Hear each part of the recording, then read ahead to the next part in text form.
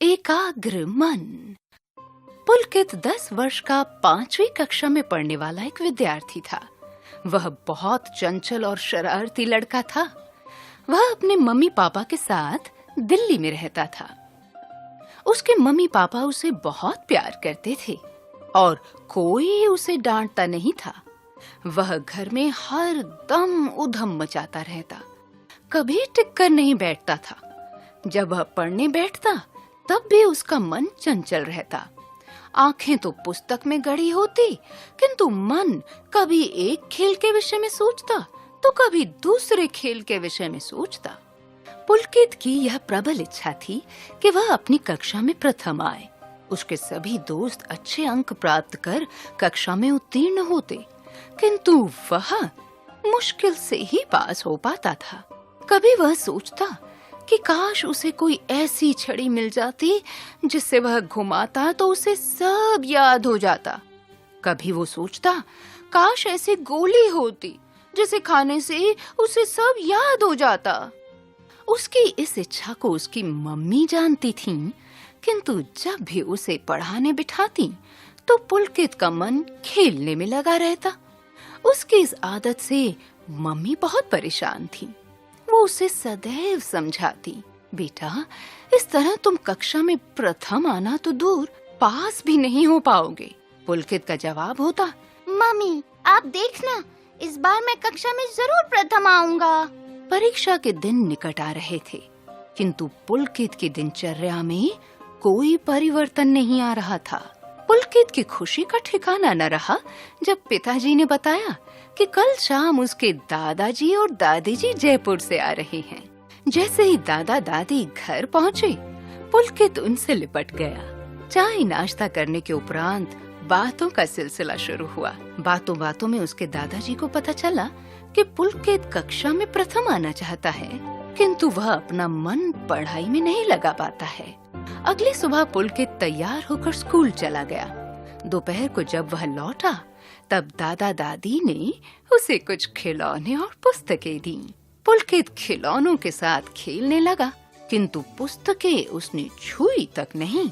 माँ ने पुस्तकें उठाकर उसकी अलमारी में रख दी।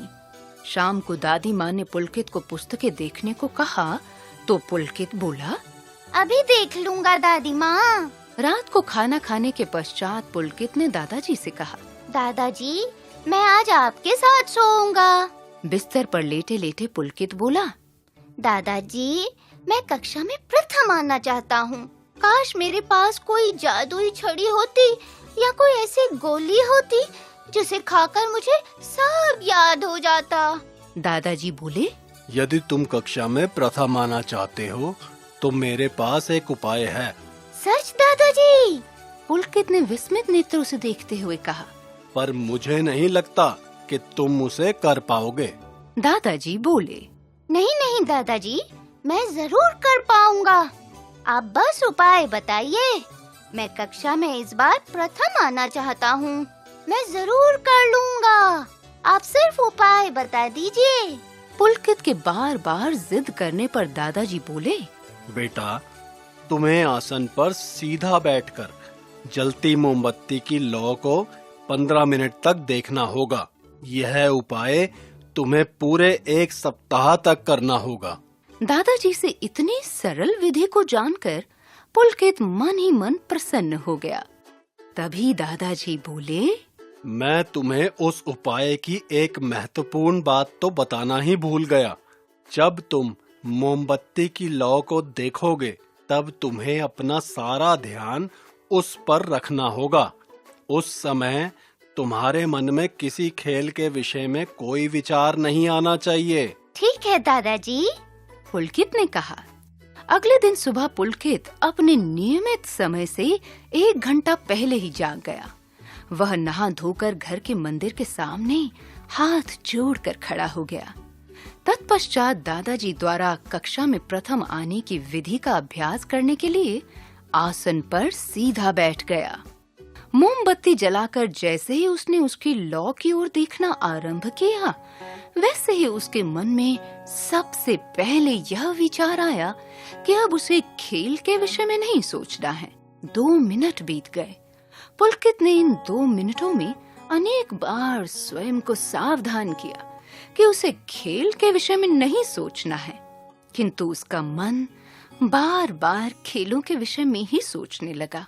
10 मिनट बीतते बीतते उसने सभी खेल जैसे cricket, kabaddi, basketball, table tennis, badminton आदि के विषय में सोच डाला।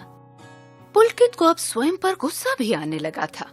वह चाहता तो था कि मोमबत्ती की लौ को देखते समय वह किसी खेल के विषय में नहीं सोचे, पर उसका मन बार बार खेलों के विषय में ही सोचने लगता। कुछ समय बाद वह नए जमाने के आधुनिक खेल जैसे स्कीइंग, पैराग्लाइडिंग, बैलूनिंग आदि के विषय में सोचने लगा। यहाँ तक कि उसने कुछ देशों के प्रमुख खिलाड़ियों के विषय में भी सोच डाला। 15 मिनट तक पुलकित ने अपने आप को आसन पर जमाए रखा। समय व्यतीत होने पर उसने पाया कि सिवाय खेलों के विषय में सोचने के वह और किसी विषय पर ध्यान ही नहीं दे पा रहा था। फिर वह तैयार होकर स्कूल चला गया। जब वह स्कूल से वापस लौटा, तब तक दादा दादी 1 सप्ताह के लिए चाचा चाची के घर चंडीगढ़ जा चुके थे। प्रत्येक सुबह पुलकित निष्ठा पूर्वक ध्यान करने बैठता और मोमबत्ती की लौ की तरफ देखना आरंभ करता तो खेलों के विषय में ही विचार करने लगता। 1 सप्ताह के पश्चात पुनः दादा दादी वापस आए। स्कूल से लौटने पर जब पुलकित ने दादा दादी को देखा तो प्रसन्न होते हुए उनके चरण स्पर्श करने के लिए जैसे ही झुका तो दादाजी ने पूछा, पुलकित, तुम्हारा अभ्यास कैसा चल रहा है?